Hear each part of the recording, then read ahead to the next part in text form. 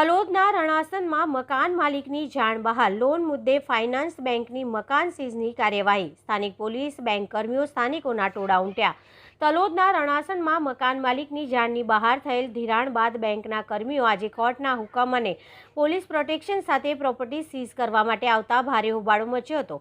આખરે બેંકે મકાન સીઝ કરી કાયદેસરની કાર્યવાહી કરતા રીઢા લોન બાકીદારોમાં ફફડાટ વ્યાપી ગયો હતો। પ્રાપ્ત માહિતી પ્રમાણે તલોદના રણાસણ ગામમાં આવેલા 2 મંજલા મકાન ઉપર મકાન માલિકની જાણની બહાર કુટુંબી ભત્રીજાએ એયુ ફાઇનાન્સમાંથી લોન લઈ શરૂઆતના હપ્તા રેગ્યુલર ભર્યા બાદમાં કુટુંબ કબીલાને કોઈ પણ પ્રકારની જાણ કર્યા સિવાય પ્રકાશભાઈ જયંતિભાઈ પટેલ છેલ્લા ઘણા સમયથી ફરાર થઈ જતા બેંકના હપ્તા નહીં ભરાતા બેંકે લીગલી કાર્યવાહીના અંતે નામદાર પ્રાંતિજ કોર્ટના પ્રોપર્ટી મકાન સીઝના હુકમ અને પોલીસ પ્રોટેક્શન સાથે આજે પ્રોપર્ટી સીઝ કરવા માટે ટીમ સાથે દોડી આવ્યા।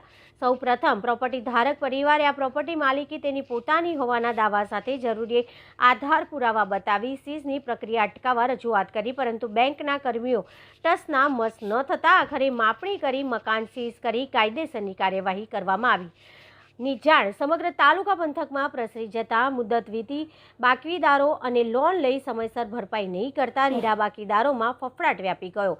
આ મુદ્દે મકાન માલિક ચંદુભાઈ સામજીભાઈએ માહિતી આપતા જણાવ્યું કે આ પ્રોપર્ટી મારી છે, મારી જાણ બહાર આ તમામ લોન પ્રક્રિયાનું ષડયંત્ર રચાયું હોય, ઘણી આજીજી કરવા છતાં મારું મકાન આજે એયુ ફાઇનાન્સ બેંક દ્વારા કોર્ટના હુકમના આધારે જે કાર્યવાહી કરવામાં આવે છે તે મુદ્દે તેઓ ન્યાય માટે કોર્ટના દ્વાર ખખડાવશે તેમ તેમણે જણાવ્યું હતું। Reporter Jayantibhai Patel, DT news live 24 Talod, Sabarkantha.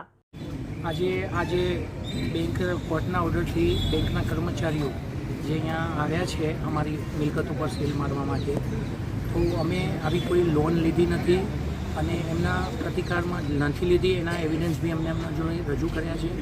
આ જે મિલકત છે એમના ટોટલ ડોક્યુમેન્ટ અમારી જોડે છે, 7 વાર 52-53ના ઉતારા અને જે ડોક્યુમેન્ટો આ પ્રોપર્ટીના જોઈએ એ બધા અમારી જોડે એવિડન્સ છે અને એ બધા અમે રજૂ કર્યા। રજૂ કરવા છતાં આ લોકોએ અમારી કોઈ વાત સાંભળી નથી અને એમના જો હુકમીથી અને દાદાગીરીથી એમને આ સીલ માર્યું છે અને અમે અત્યારે એકદમ ઘરબાર વગરના થઈ ગયા છીએ અને અત્યારે અમે બારે રોડ ઉપર અમે આવી ગયા છીએ। આના માટે કોર્ટે કે જે બી આના લાગતા વળગતા હોય એમને આમની ઊંડી તપાસ કરવી જોઈએ અને જે ખોટા ડોક્યુમેન્ટો જેમને બનાવ્યા છે એમના ઉપર કાયદેસરની કાર્યવાહી કરવી જોઈએ। છેક પંચાયતના રેકર્ડથી માંડી અને જે સબ રજિસ્ટ્રાર સુધી જે આ ગિફ્ટ ડીડ બનાવી છે એમની બી તપાસ કરવામાં આવે અને અમને યોગ્ય ન્યાય આપવામાં આવે એવી અમારી અપીલ છે। સમગ્ર મામલે કેવી રીતે આ ફ્રોડ દેખાય છે અને બીજી તરફ આજે સીલ કર્યું એમાં શું ઇસ્યુ હતો?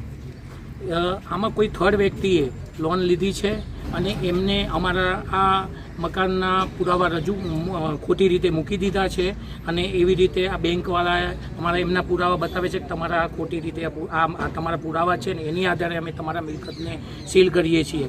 અમે એમાં અમારા પુરાવા કે આ કોઈ વસ્તુ અમારી છે જ નહીં, આ ગામતળ નથી, અમારી માલિકીની અને એને વાળી અમારી આ જગ્યા છે, એના બધા એવિડન્સ અમારી જોડે છે। કઈ બેંક હતી?